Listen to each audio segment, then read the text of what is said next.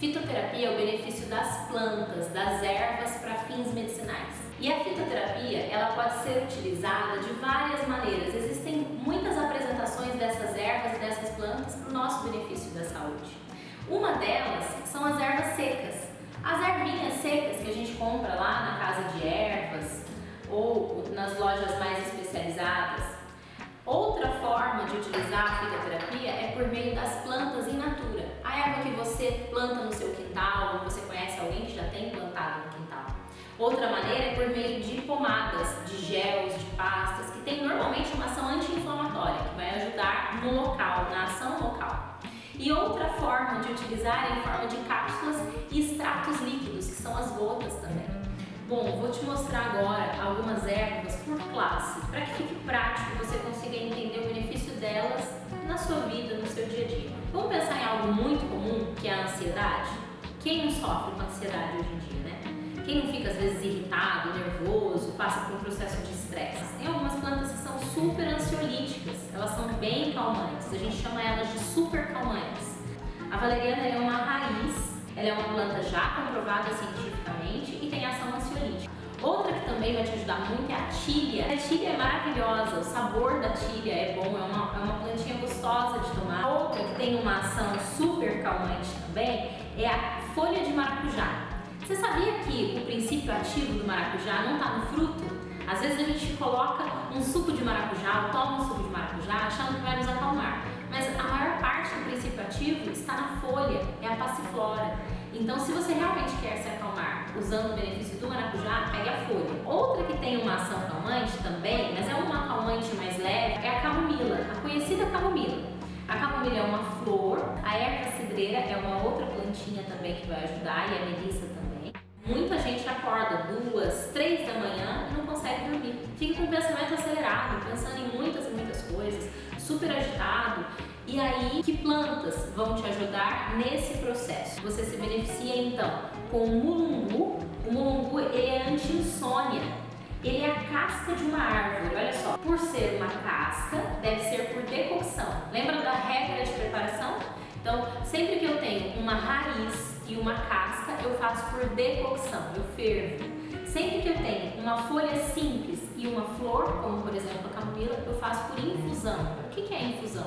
Infusão, eu fervo a água e coloco a água depois de fervida sobre a erva. E o lúpulo também, olha aqui o lúpulo. O lúpulo é delicadinho, é uma florzinha bem delicada, então o lúpulo também a gente faz por infusão. Aí eu vou te dizer então sobre a anti-inflamatória. Eu tenho um exemplo de uma plantinha anti-inflamatória aqui, que é o ipê roxo. O ipê roxo também é o tronco de uma árvore, olha só, raladinho, tá vendo? Dessa forma você vai encontrar em casa de ervas, casa de produtos naturais. Muito comum as pessoas utilizarem a cúrcuma nos shots, utilizarem cápsulas de cúrcuma também. Então isso ajuda a diminuir a inflamação. Que tipo de inflamação? Dores crônicas como artrite, artrose, dores em geral são razão de inflamação. A dor é um sinal de inflamação. Então se você passa por isso, a cúrcuma vai te ajudar bastante. Hoje é importante que você olhe no pacotinho se é um pó ativado ou se é um pó de cúrcuma simples. O que isso diferencia? O pó ativado, ele já passou por um processo de aquecimento e o princípio ativo dele está melhor, ele vai te entregar mais benefício. Então, caso o seu pó não seja ativado, é importante que você ferva esse pozinho de cúrcuma na hora de utilizar. Tem a ação diurética, a cavalinha e o cabelo de milho. Sabia o milho que você compra lá para fazer e cozinhar na sua casa? Em vez de você pegar aquele cabelo de milho e jogar fora, que a maioria das pessoas faz isso, não, separa ele, faz um chá, você vai ter um excelente chá diurético para você. Muitas pessoas amam os termogênicos porque ele contribui no processo de perda de peso. Quais seriam alguns exemplos de termogênico? O gengibre é um exemplo de termogênico, o cravo é um outro exemplo de termogênico, a canela é um exemplo de termogênico. Então você pode fazer chás e preparações que tenham esses elementos, esses ingredientes. O eucalipto, olha aqui, eu tenho o eucalipto. O eucalipto é uma folhinha que vai ajudar no processo para inalação.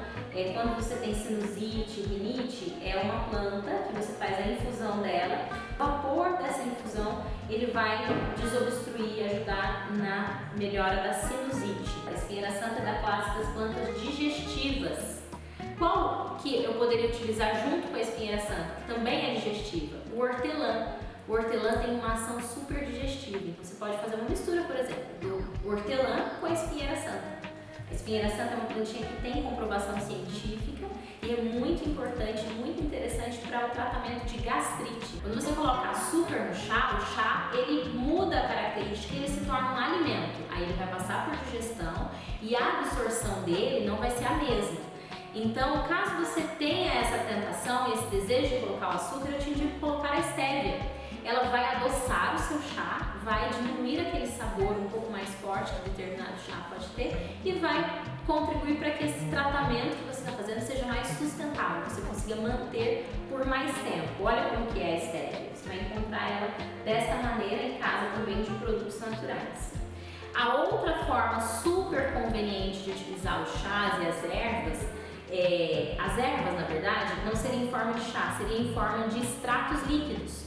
Tem algumas plantas que elas têm um sabor muito ruim, mas a ação é muito boa. Então o que eu faço? Se eu quero o benefício dela, mas o gosto não me ajuda a fazer uso. Então a gente pode utilizar em forma de extrato líquido. O extrato líquido da valeriana, que são as gotinhas, você coloca as gotinhas numa quantidade de água e aí você consome com muito mais facilidade, é muito conveniente, porque você não precisa preparar, pode carregar na bolsa, então é uma maneira muito prática também de se utilizar a erva ou em forma de cápsulas ou em forma de extratos líquidos. Aí existem várias que podem ser nesse tipo de apresentação também. Antes da gente encerrar, eu quero te dizer a proporção, a quantidade que você deve utilizar da erva no chá. Para uma xícara, 200 ml de chá, você deve colocar uma colher de sopa da erva seca. Se eu tenho a erva in natura, uma colher de sopa rasa vai ser o suficiente também. Essa medida que eu estou dizendo para vocês é a medida terapêutica. Você está fazendo um tratamento, você precisa de fato que o chá te entregue um benefício para a sua saúde, então você deve utilizar a dose certa. Todo esse conteúdo que a gente está conversando aqui, ele vai vir também em forma de um guia, para que você possa ler e quando tiver dúvidas você pode ir lá pesquisar e procurar e entender quais as combinações certas e ideais para o seu caso e para o seu problema, para a sua dificuldade.